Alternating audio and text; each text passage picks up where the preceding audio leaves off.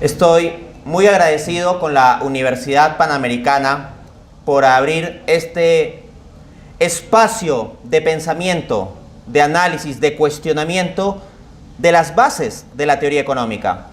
Cuando nosotros recibimos la teoría económica en nuestra formación, recibimos una visión estándar. Y eso es normal, es necesario.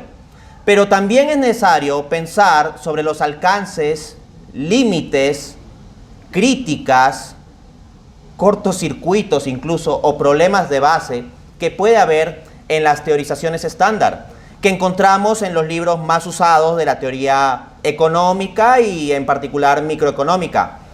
Textos como los de Nicholson, Varian, Samuelson, los presupuestos económicos de los mismos premios Nobel de Economía, están permeados por un conjunto de ideas que deben ser puestas en cuestión. Pensar científicamente implica llevar a fondo el pensamiento crítico, inclusive a las bases de aquello que estamos estudiando. Asumir ciertas cosas como dogmas en un aspecto de construcción de teoría económica científica sería problemático. Dicho eso, el objeto de la presente conferencia es cuestionar, por decirlo así, el dogma antropológico de la economía neoclásica, la idea del Homo economicus, la idea de que los seres humanos actuamos en el campo económico o incluso más allá de ello como seres racionales, calculadores, optimizadores, de tal manera que maximizamos el beneficio, minimizando los costos, buscamos obtener y actuamos como buscando obtener el máximo grado de satisfacción dadas nuestras restricciones, como seres racionales. Y si en la economía actuamos como seres racionales y la economía se estructura en torno a la acción humana, se seguirá que el orden económico es racional. Pero ¿qué pasa si ponemos en cuestión la idea de racionalidad del Homo economicus, el enfoque neoclásico de racionalidad? Toda ciencia humana se basa en un supuesto o en una visión sobre lo que es el ser humano. Y la teoría económica ortodoxa o teoría económica estándar se basa en el supuesto de que los seres humanos somos Homo economicus. El objeto de esta conferencia, por lo tanto, es cuestionar este postulado, fundamentalmente desde una perspectiva histórica. Vamos a cuestionar la universalidad del Homo economicus. La conferencia se dividirá en unas 4 secciones. Vamos con la primera. Sección 1. La noción de Homo economicus. Como ya he explicado, el Homo economicus es simplemente la visión neoclásica sobre la racionalidad. Cuando ustedes les enseñan en microeconomía la teoría del consumidor, ¿qué les dicen? Rápidamente las cosas se traducen a funciones matemáticas. Los individuos tienen una estructura de preferencias captada por la función de utilidad. La curva de indiferencia, que estaría formada por una colección de canastas de bienes, combinaciones de los bienes X e Y, nos da la estructura de satisfacción del individuo. Y luego les dan la restricción presupuestaria, ¿verdad? Los recursos monetarios de los que dispone el individuo contrastados con los precios de mercado de los bienes respectivos. Y se plantea que los consumidores actúan de tal modo que buscan maximizar la utilidad dada su restricción presupuestaria. Actúan como Homo economicus. Por otra parte, en la teoría de la empresa les hablan no de la función de utilidad, sino de la paralela, la curva isocosto, ¿no? Y la curva isocuanta. Propiamente la isocosto sería como una recta, ¿no? O sea, toda recta es una forma especial de curva. Entonces tenemos la estructura de costos, la isocosto, y luego las isocuantas que nos refieren la cantidad de producción. Y los empresarios buscan alcanzar un nivel dado de producción con el mínimo costo. Entonces es una racionalidad económica. También nos hablan de la maximización de los beneficios y los empresarios actúan como maximizando beneficios. Luego los consumidores racionales que actúan maximizando su utilidad están detrás de la curva de demanda. Los empresarios racionales que actúan maximizando sus beneficios están detrás de la curva de oferta. El cruce de las dos curvas da un equilibrio racional de libre mercado y por lo tanto tendríamos un sistema racionalmente estructurado. Pero si se pone en cuestión la idea de racionalidad, podemos también poner en cuestión aspectos del sistema. Pues bien, sobre este tema he profundizado en un paper escrito en coautoría con mi amigo el profesor Alberto Ruiz Villaverde de la Universidad de Granada. El paper se titula A Critical Review of Homo Economicus from Five Approaches, publicado en American Journal of Economics and Sociology, volumen 78, número 1, 2019. En la página 64 referimos, abro cita: la economía neoclásica se basa y se estructura en torno a la noción de Homo economicus.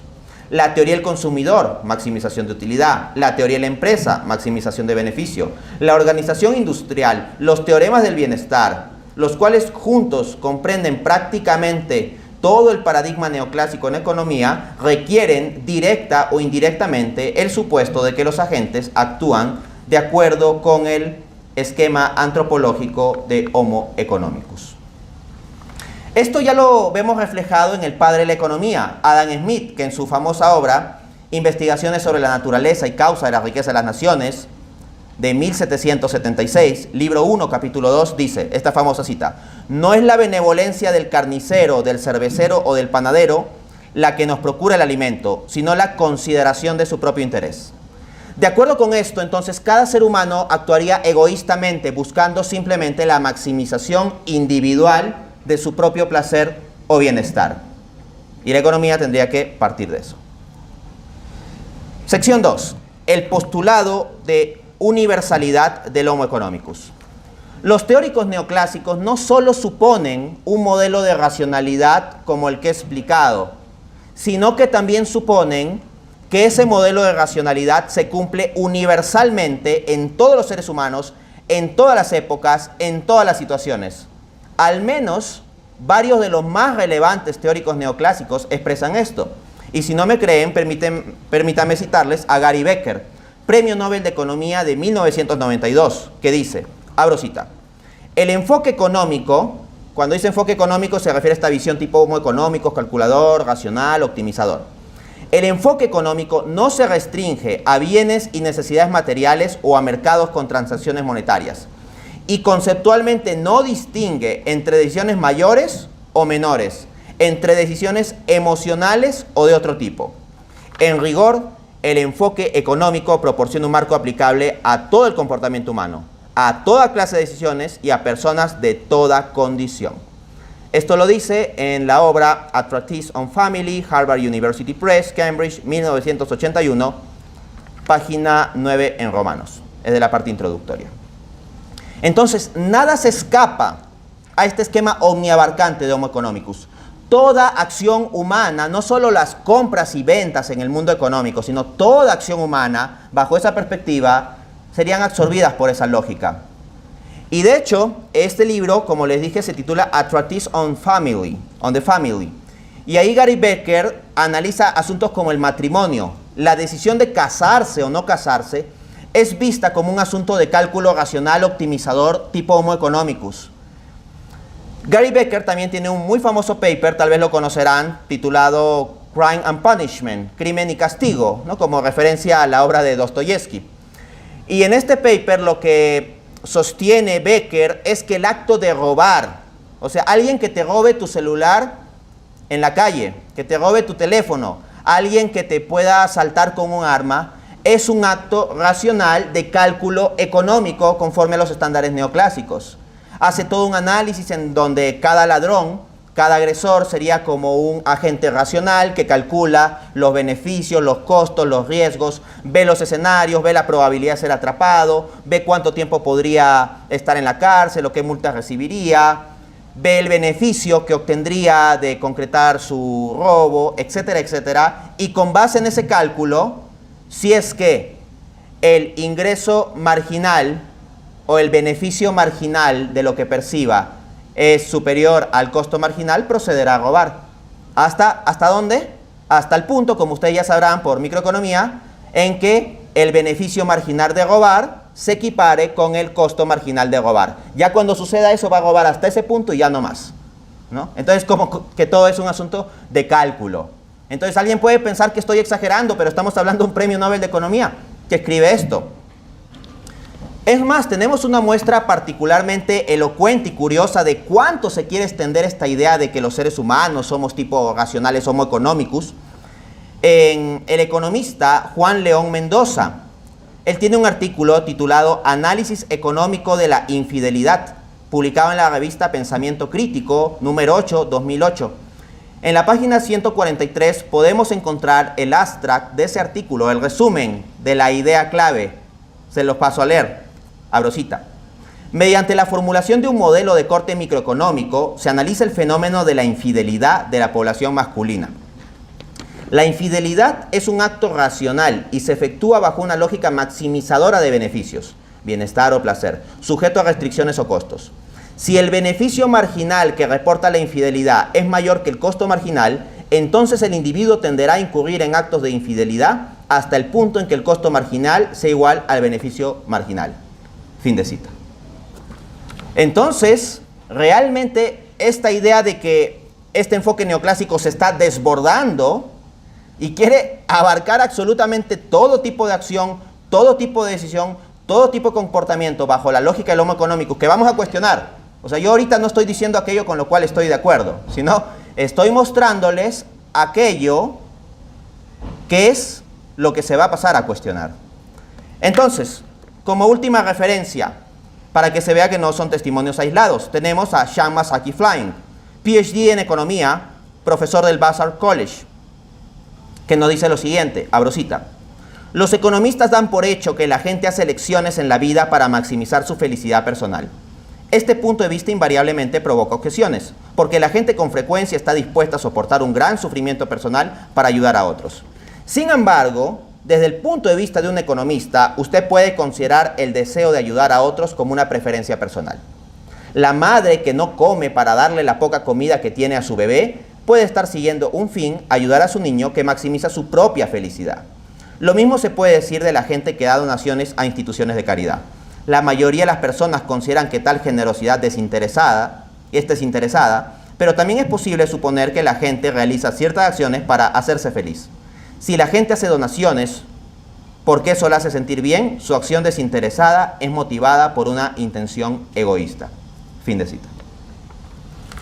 Entonces, acá he terminado de presentarles el punto de partida sobre aquello que vamos a cuestionar, la idea de universalidad del Homo economicus.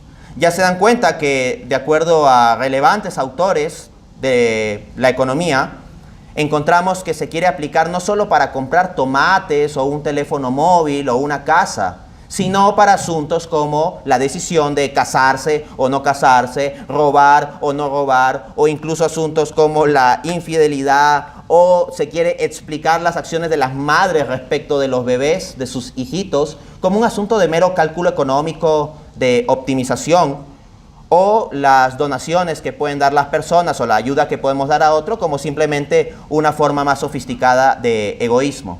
Entonces es como que se quiere absorber todo bajo la lógica de que, bueno, los seres humanos somos egoístas y la economía simplemente tiene que asumir eso y operar bajo eso. Vamos entonces a la sección central de esta conferencia, cuestionar esta idea. 3. Crítica desde la antropología económica. No toda la humanidad es Homo economicus. Se puede cuestionar a esta idea de Homo economicus desde múltiples perspectivas. De hecho, en el paper que les cité, que tengo publicado, de American Journal of Economics and Sociology, en esa revista, con el profesor Alberto Ruiz Villaverde, cuestionamos la idea del Homo economicus desde 5 paradigmas alternativos de economía. Acá voy a enfocar mi crítica sobre todo desde 2 paradigmas. Vamos a empezar con el de la antropología económica. En mi libro Economía para herejes, en el capítulo 1, resumo la idea del modo siguiente. Abro cita. Cualquier persona que tenga conocimientos básicos de antropología o sociología se habrá percatado ya de que uno de los principales problemas del modelo de racionalidad que propone la economía ortodoxa es que postula como humanamente intrínseco e históricamente universal algo que es en realidad muy condicionado y particular, el individualismo, producto del espíritu capitalista de la modernidad y de la filosofía utilitarista inglesa del siglo XVIII. Freno la cita ahí.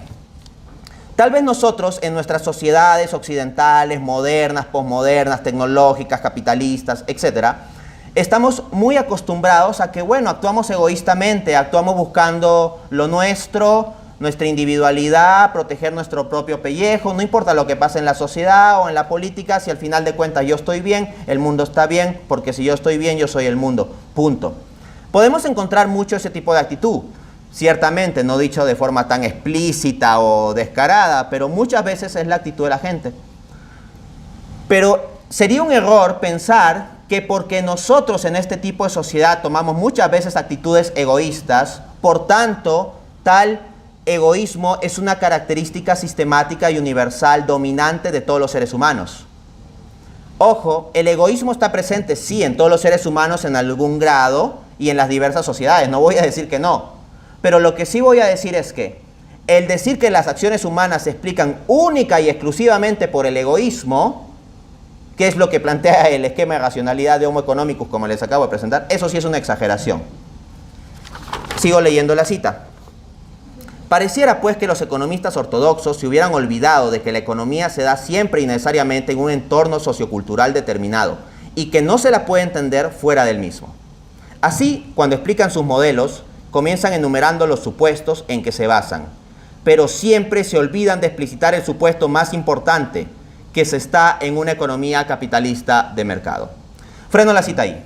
Cuando a ustedes les enseñan el modelo de Solow en teoría del crecimiento económico, el modelo de Ramsey, o atrás en microeconomía, el modelo de competencia perfecta, de oligopolio, de monopolio, la teoría de juegos aplicada a fenómenos de mercado, todo el tiempo se está suponiendo que se está bajo una economía capitalista de mercado.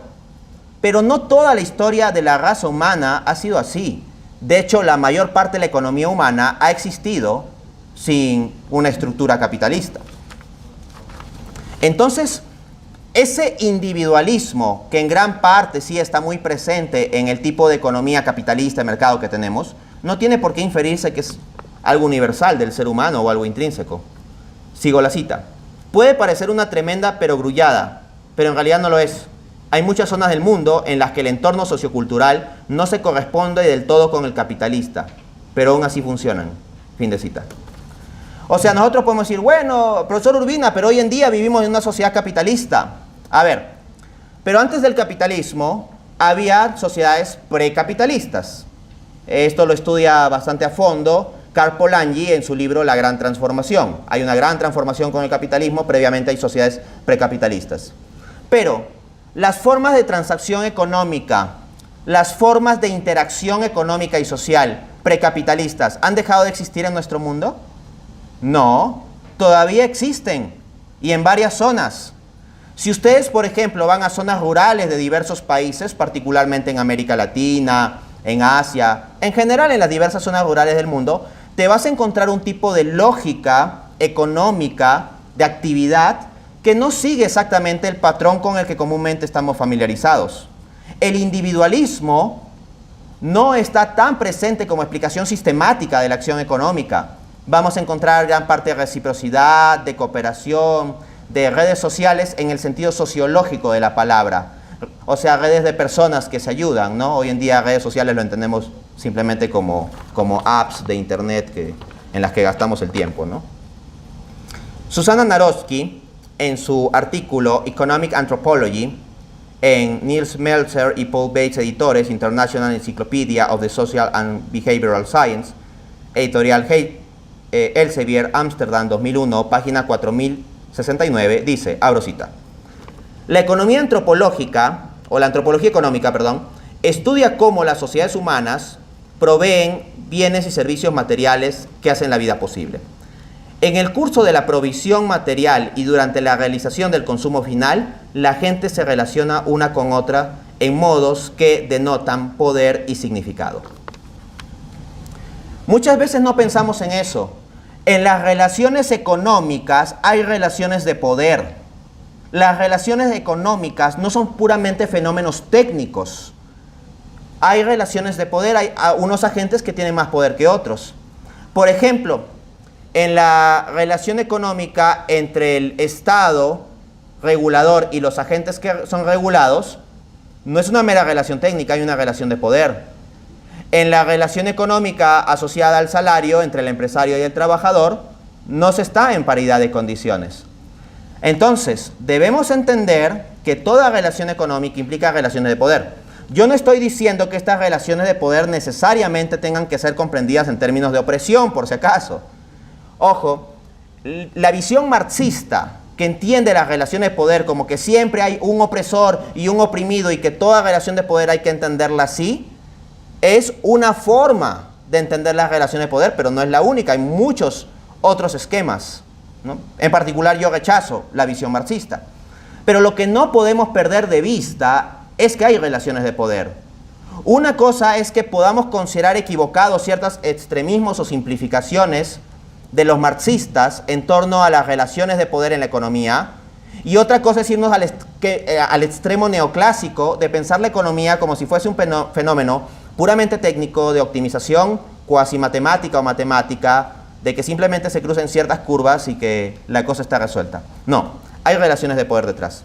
Entonces, la antropología económica se da cuenta de eso y también de qué relación social tenemos. Por ejemplo, cuando ustedes hacen compras virtuales, ¿qué relación social hacen una compra en Amazon? ¿Qué relación social tienen con el que vende? Ninguna. No lo conocen, no saben quién es, no saben qué problemas tendrá, no saben cuáles serán sus necesidades económicas. Simplemente realizamos un montón de transacciones económicas de modo impersonal. Compramos y vendemos, sobre todo en la sociedad virtual y más aún post-pandemia, compramos y vendemos a escala impersonal mucho. O sea, compramos y vendemos con gente que no conocemos, con la cual no desarrollamos sentimientos de odio, pero tampoco de amor, ni de empatía.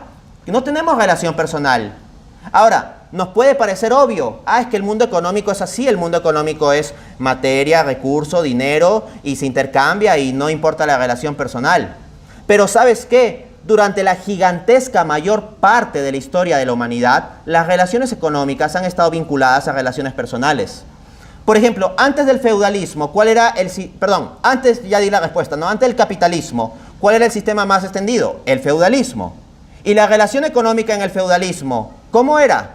Había un señor feudal y un vasallo, o un siervo. Y había todo un conjunto de relación social, de reverencia, respeto, protección, diferencia en relaciones de poder, diferencia en los deberes que tenían unos para con otros, etc. Y normalmente se conocían. Un señor feudal tenía más o menos un conocimiento básico, tal vez no detallado, no es que fuera a cenar con cada uno de sus siervos, pero en general tenía un cierto conocimiento sobre los mismos. En sociedades aún más anteriores, las personas se hacían dinámicas de trueque, no la dinámica monetaria. Y en las dinámicas de trueque, la negociación personal, la simpatía, el conocer la situación y necesidad del otro, era algo que permeaba la relación económica. Desvincular las relaciones económicas de las relaciones sociales es algo bastante reciente, no es algo definitorio o universal para la economía. En el paper que les había citado, que escribí en coautoría con el profesor Alberto Ruiz Villaverde, decimos lo siguiente, resumiendo los principales aportes de la antropología económica. Abro cita. Mauss, 1923, analizó el intercambio, las ceremonias especiales de intercambio, tales como el potluck, practicado por los nativos norteamericanos, y el Kula Ring, practicado por la gente de Papúa Nueva Guinea. Él encontró que el valor del regalo estaba basado en la relación entre personas y objetos, mientras que en la sociedad de mercado, o sea, nuestro tipo de sociedad, porque nosotros no solo tenemos una economía de mercado, tenemos una sociedad de mercado, a decir verdad. Vuelvo a la cita. Mientras que en la sociedad de mercado hay una remarcable disociación entre las personas y los objetos. La cuestión fue profundizada por Challis, 1965, quien relacionó las transacciones recíprocas a la distancia social entre la gente implicada. ¿Cómo es la distancia social? Por ejemplo, la distancia social entre mi esposa y yo es mínima, entre mi mamá y yo es mínima, entre yo y ustedes es mucho mayor. No es que nos conozcamos personalmente. El punto es que la distancia social entre las partes de una transacción influye mucho en configurar cómo va a ser esa transacción. y sobre todo en las sociedades precapitalistas y también en los vestigios, por decirlo así, de sociedades precapitalistas que existen hoy en día y que son gran parte de la población de África y de zonas rurales en países de América Latina y de zonas rurales en países de Asia. Son una muy importante parte de la población. Sigo citando. Más adelante, Weiner, 1992, describió cómo los objetos pueden crear, sostener y regenerar relaciones sociales, más allá del mero movimiento de dar y recibir asociado con la reciprocidad. Entonces freno la cita ahí. Hay una dimensión más allá del mero homo economicus calculando con su interés, yo le doy al otro para que el otro me dé. Hay dimensiones que van más allá, dimensiones relacionadas con lo religioso, emocional, teológico, ceremonial, etc. Sigo citando. Este tipo de interacciones van más allá del homo economicus y muestran por qué no puede ser universal. De hecho, la disociación entre las personas y los objetos, como una característica específica de las economías de mercado, parcialmente explica por qué las sociedades capitalistas son marcadamente más desiguales que otras sociedades. Por ejemplo, cuando tú conoces la situación del otro, puedes generar empatía. Si sabes que el otro está en situación de necesidad, puedes estar dispuesto a venderle algo más barato. Pero si no sabes quién es en un mecanismo virtual impersonal, más fácilmente te va a interesar simplemente vender lo más caro posible y comprar lo más barato posible. Y tenemos entonces un sistema así. La gente simplemente busca vender caro y comprar barato, sin atender a la situación particular de cada vendedor o comprador. En el libro Economía para herejes, apunto en el capítulo 1 también. Otra muestra de economía basada en la reciprocidad la encontramos en el interesante fenómeno de la racionalidad andina. Se trata de un modelo de interacción socioeconómica que se ha venido desarrollando desde antes de la era cristiana en la población andina de Sudamérica y que se basa principalmente en la lógica de la cooperación y la reciprocidad, además de en la propiedad comunal y el trabajo conjunto. Estructurado así, el modelo de racionalidad andina difiere radicalmente del occidental moderno. Mientras en este último se busca individualmente maximizar beneficios, minimizando riesgo, en el primero el campesino busca colectivamente minimizar su riesgo para racionalizar su dotación de recursos. Aquí no se trata tanto de explotar el suelo para sacarle tantos productos como uno pueda, sino más bien de administrarlo en armonía con la naturaleza y la comunidad. Fin de cita. Acá está la clave del choque entre, por ejemplo, empresas mineras o petroleras que entran a una zona donde hay una población campesina, andina, vinculada con ese medio ambiente y ven la naturaleza de modo distinto. En el caso de la empresa, ve a la naturaleza simplemente como un objeto externo a ser explotado para obtener ganancias. Y en el caso de la población que vive en esa zona, que cultiva y que ve el medio ambiente no como algo externo a ser explotado, sino como parte de su casa, de hogar o inclusive de su familia. Cuando se da eso, entonces hay un choque de racionalidades, por decirlo así. No todos tienen la racionalidad de homo economicus, de decir, bueno, la naturaleza es algo que vamos a ver en qué medida podemos explotar de forma eficiente a lo largo del tiempo para sacar beneficio individual. Sino que hay otro tipo de racionalidad donde se dice colectivamente, en conjunto, nosotros como comunidad vivimos en este medio ambiente es incluso parte de nosotros y queremos que se mantenga y queremos protegerlo, etcétera, etcétera. Es importante entender esa noción. Ojo, acá estoy hablando de la conciencia ecológica natural que pueden tener las personas que viven en las zonas rurales en relación con el medio ambiente o en zonas de Amazonía o selva. No les estoy hablando de ideologizaciones modernas o posmodernas que la ideología del ecologismo quiere venir a implantar. No les estoy hablando de ideología ecologista. Les estoy hablando de personas que viven en el medio ambiente, que cultivan, que se relacionan y sin necesidad de que venga ninguna ideología moderna o posmoderna, tienen un tipo de relación con ese medio ambiente que es un tipo de racionalidad distinta a la de la economía capitalista estándar. Dicen al respecto también Karl Polanyi, Konrad Arensberg y Harry Pearson en el libro Comercio y Mercado en los Imperios Antiguos, editorial Labor, Barcelona, 1976, página 47. Abro cita. A la mayoría de nosotros se nos ha acostumbrado a pensar que la piedra de toque de la economía es el mercado, ¿Qué hacer, pues, cuando nos topamos con economías que operan sobre bases totalmente distintas, sin ningún rastro de mercado o de ganancia obtenida comprando o vendiendo? Es entonces cuando hemos de revisar nuestra concepción de economía. Entonces, esta idea de que el Homo economicus es universal y que todos los seres humanos actuamos así, no es así de fácil. No somos meros calculadores económicos de forma intrínseca como seres humanos. Que nuestro tipo de sociedad, en gran parte, la costumbre, las transacciones de mercado, los medios de comunicación, la forma de vida, la tecnología nos moldea así, significa eso, que estamos moldeados así. Y eso tendrá sus aspectos positivos y sus aspectos negativos, pero no pensemos que es una característica intrínseca de todo ser humano. Vamos a la cuarta y última sección de esta conferencia. 4. Crítica desde la economía institucionalista. No todas las dimensiones de nuestra acción corresponden al Homo economicus. Aquí quiero hacer referencia al artículo de Samuel Bowles titulado Endogenous Preferences, The Cultural Consequences of Market and Other Economic Institutions. Journal of Economic Literature, volumen 36, número 1, página de la 75 a la 111. Preferencias endógenas significa lo siguiente. Endógeno es una variable generada dentro del sistema. Si las preferencias son endógenas, si nuestras preferencias son endógenas, significa que son manipulables. O pueden ser manipuladas, como mínimo. Les explico. Si en su curva de utilidad, cuando les enseñan que ustedes son consumidores y que tienen una función de utilidad, esa función de utilidad viene configurada ya y ustedes entran al proceso de mercado con esa función de utilidad ya dada.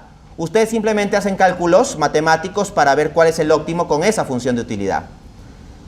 Pero realmente la función de utilidad, nuestra estructura de preferencias es algo dado y el proceso de mercado simplemente sirve a nuestras preferencias, pero no las puede influir. No. El proceso de mercado mismo, por medio de herramientas como la publicidad, las modas, el marketing, el neuromarketing, la utilización de la información que ustedes dan en sus redes sociales para focalizarles de modo muy especial publicidad, todo eso son formas de ir direccionando nuestras preferencias. Y este economista académico que ha publicado en Journal of Economic Literature nos habla de preferencias endógenas, de que nuestras preferencias pueden ser influidas por el sistema mismo. Entonces, no somos Homo economicus que venimos con unas preferencias definidas, transitivas, monótonas, ¿no? Las propiedades que se suelen comentar, y que vamos al proceso de mercado y punto. Sino que el proceso de mercado mismo puede terminar influyendo en nuestras preferencias y suele hacerlo. Sobre esta idea de endogeneidad de las preferencias, de hecho, he escrito un libro entero que desarrolla todas las implicancias de esto, que se titula La economía irracional, publicado en 2021. En el prefacio de esta obra refiero, abro cita, a lo que llamamos economía irracional es más bien un flujo o dinámica que ocurre en nuestra realidad económica y que viene dado por manipular necesidades para expandir las ventas. Se trata de las personas al servicio de las cosas o incluso las personas transformadas en cosas. Por supuesto, también existe el flujo racional en que se administran recursos para satisfacer necesidades. O sea, hay los dos tipos de flujo, ¿no?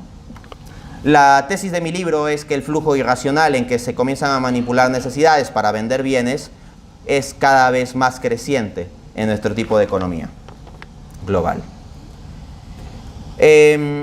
Al mismo tiempo quiero referirles lo que dice Malte Faber, Thomas Petersen y Johannes Schiller en el artículo Homo economicus and Homo politicus in Ecological Economics, publicado en la revista Ecological Economics, volumen 40, número 3, 2002, página de la 328 a la 329, abro cita. El Homo politicus quiere no solo obtener, sino también merecer la aprobación de otros. Para ponerlo de forma diferente, los seres humanos se consideran a sí mismos como teniendo realmente obligaciones y derechos morales y legales. ¿Se acuerdan este ejemplo que seguro les habrá llamado la atención de explicar con un modelo microeconómico el tema de la infidelidad de pareja? En ese artículo, ustedes lo pueden buscar en internet, el profesor Juan León Mendoza hace gráficos, hace la curva del beneficio marginal de la infidelidad, la curva del costo marginal de la infidelidad, llega al cruce de las dos curvas y dice que el individuo será infiel hasta el punto en que el beneficio marginal se cruza con el costo marginal, ¿no? La clásica optimización microeconómica. Pues bien, lo que te están diciendo estos autores, Malte Faber, Thomas Petersen y Johannes Schiller, es que no, los seres humanos no somos simplemente agentes interesados que calculamos en nuestras interacciones sociales, morales y legales el puro interés individualista. No niego que haya esa dimensión, ciertamente la hay. Yo no les estoy diciendo que los seres humanos nunca somos egoístas o individualistas, no estoy diciendo eso. Pero lo que sí estoy diciendo es que el esquema neoclásico que quiere explicar toda acción humana prácticamente bajo solo esa característica es exagerado. Y lo que ellos dicen es que los seres humanos no solo buscamos obtener la aprobación de otros, sino merecerla.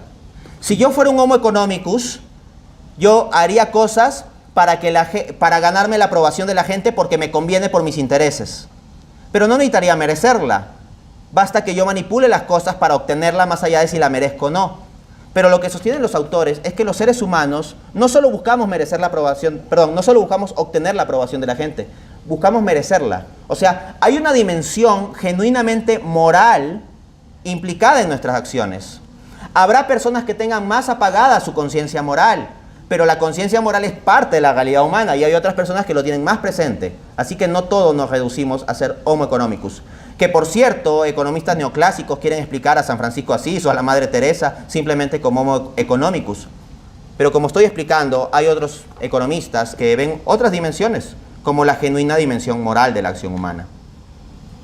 Ahora bien, voy a otro ejemplo que les puede haber llamado la atención, del profesor Sean Masaki Flynn, que decía que cuando nosotros hacemos algo bueno por otros, simplemente es de modo egoísta. Hasta decía que la madre de familia que hace algo por sus hijos es simplemente porque busca su propio fin egoísta y se satisface haciendo eso y punto. O sea, hasta eso busca explicarse de ese modo.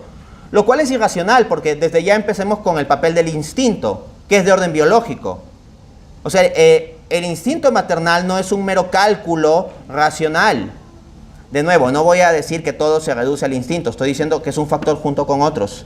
Pero de eso se trata esta conferencia, de ver que el ser humano es complejo, que tenemos una dimensión moral, instintiva, psicológica, social, espiritual, legal, política. No somos meros Homo economicus.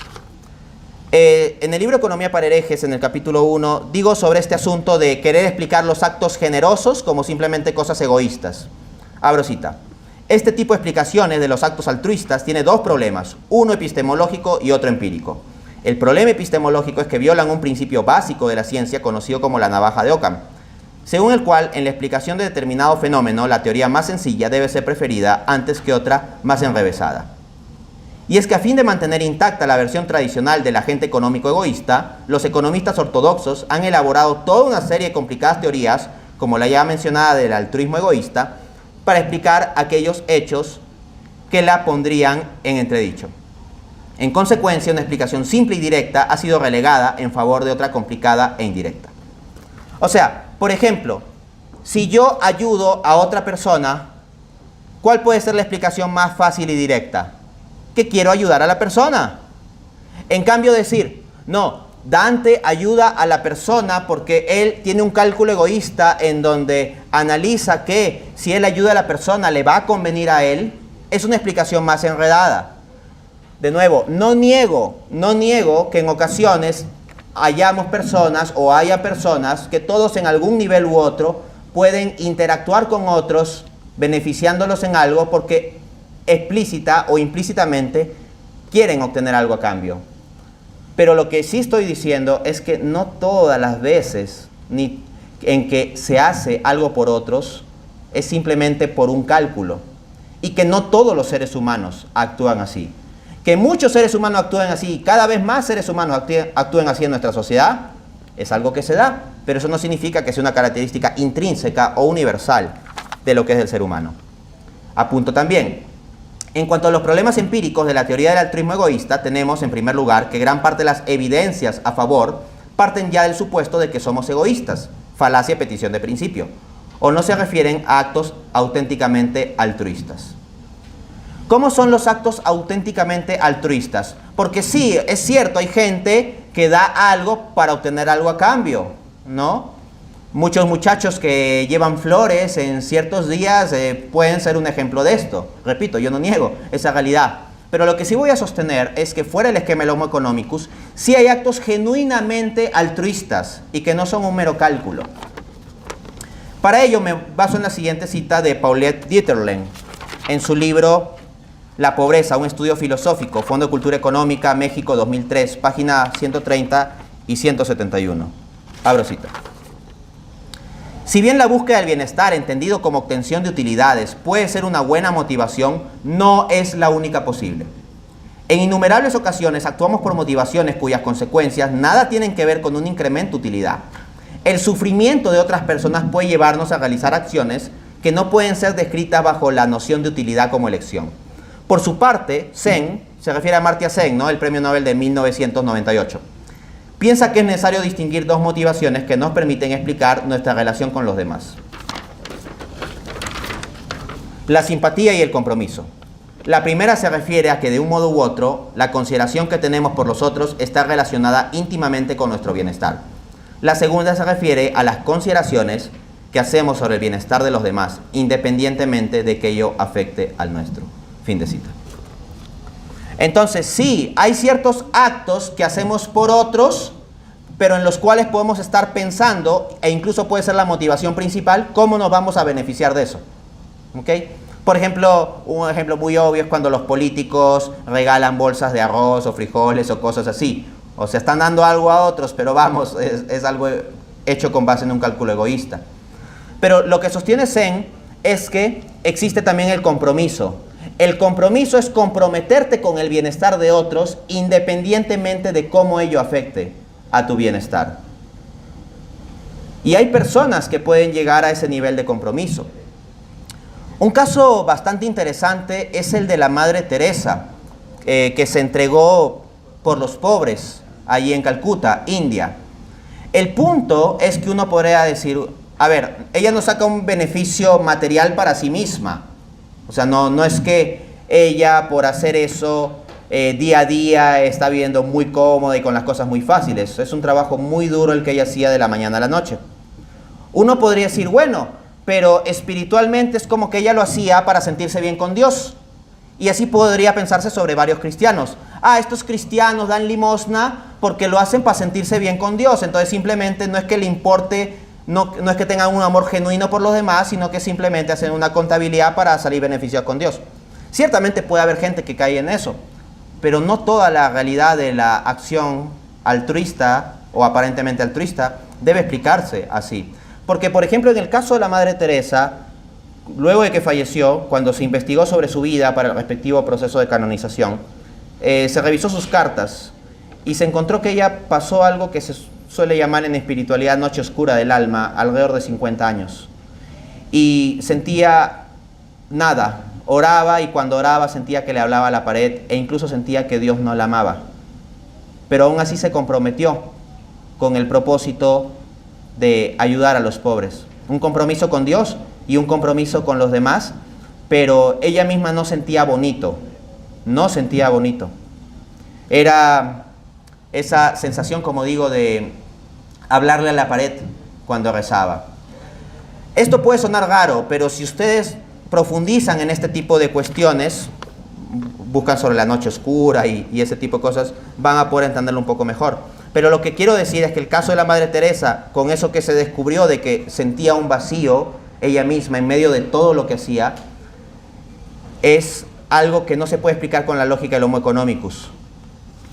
Última cita, Mario Bunge, en su libro Economía y Filosofía, editorial Tecnos, Madrid, 1982, capítulo 7, dice: que el hombre sea competitivo antes que cooperativo es simplemente falso.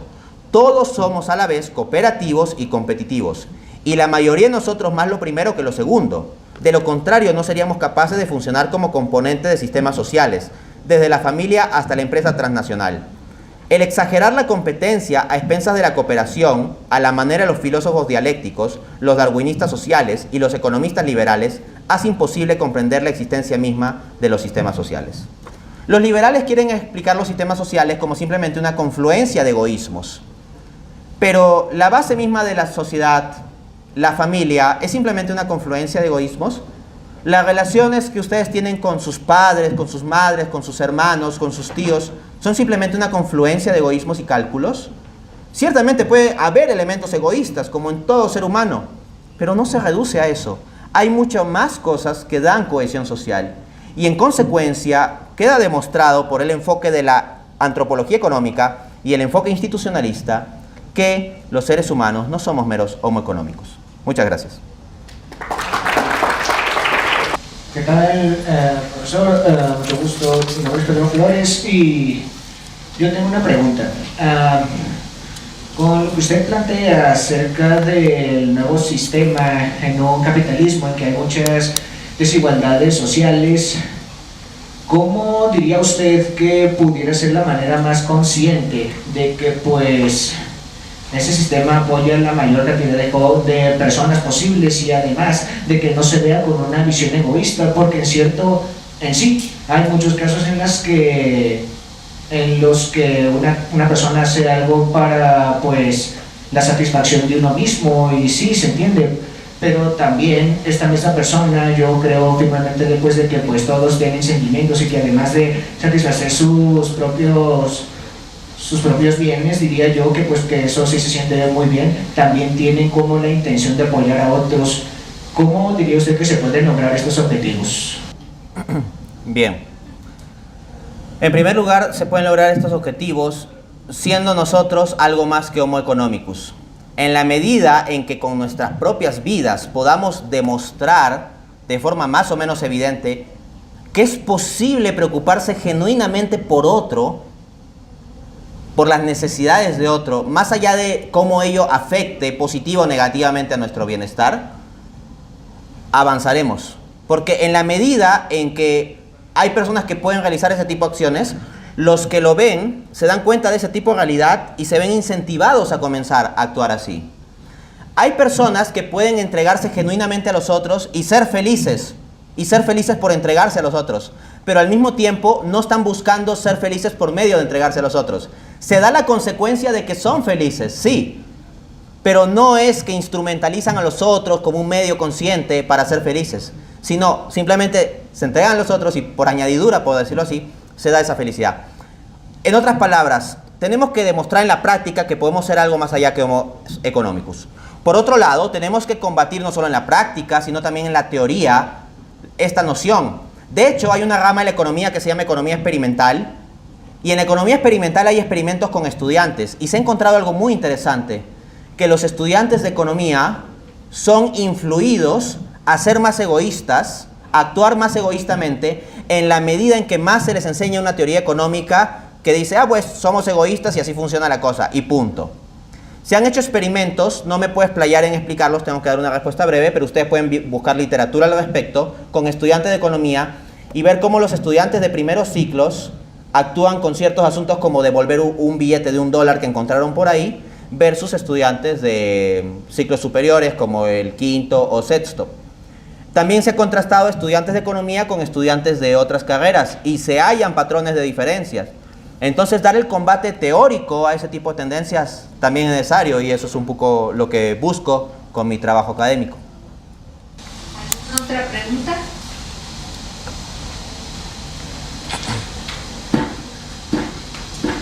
Muchas gracias por la ponencia. ¿Qué autores recomiendan para tener una sana neuroeconomía y economía de la felicidad, para revertir esta situación y eventualmente llevarla al ejercicio?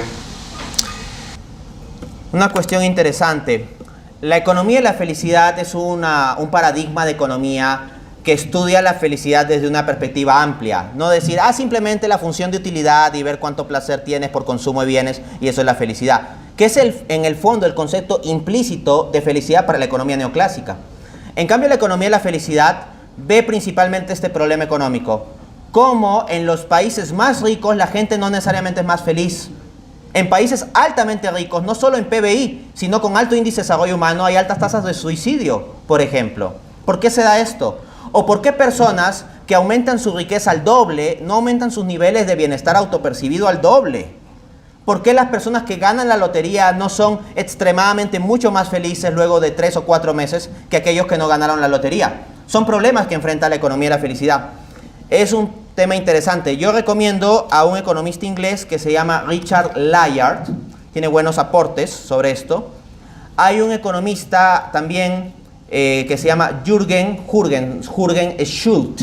Jürgen Schult tiene un libro que se llama Bonanza macroeconómica, malestar microeconómico, que se aborda la situación de cómo hay países como por ejemplo el Perú, que en cierta época tuvo mucho crecimiento a nivel macro, y el país crece y crece y crece, pero la gente de a pie no se siente más feliz, no siente que le esté beneficiando. Eso, ¿no? Jürgen Schult Pero mi autor favorito de economía y quien creo que construye la mejor visión humanista en el sentido amplio de un humanismo integral sobre la economía, teniendo en cuenta filosofía, teología, historia, sociología, etc., es Ernst Schumacher. Ernst Schumacher, como el corredor de automóviles, es Schumacher, ¿no? Así. Ernst Schumacher, su libro se llama Lo pequeño es hermoso. Consigan ese libro.